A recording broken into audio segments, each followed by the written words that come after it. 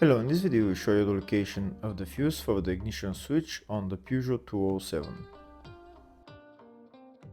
Before I show you the location of the fuses, first I'll show you the location of the main fuse boxes on this Peugeot 207. There is one main fuse box in the engine bay area. It's located right there. This is the engine bay fuse box. There are also a couple of other fuses around the battery.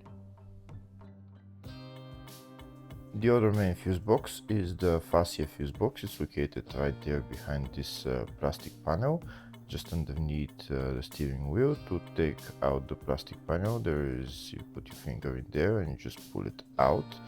This is the OBD right there, and here are the fuses for the fascia fuse box.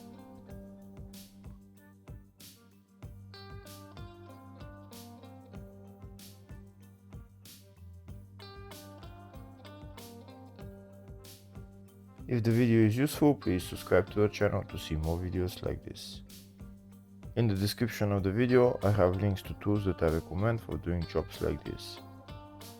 Next I'll show you a diagram of all the fuse boxes for this Peugeot 207. There is the two main fuse boxes, one in the engine bay and one in the fascia.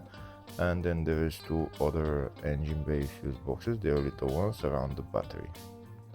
There's also the fascia 2 fuse box right there. It's a small fuse box with a couple of fuses just near the fascia 1 fuse box. Next we'll show you the location of the fuse for the ignition switch on this Peugeot 207.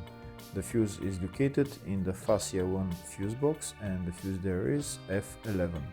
Hopefully the video was helpful. Please like and comment on the video and subscribe to the channel. Thank you.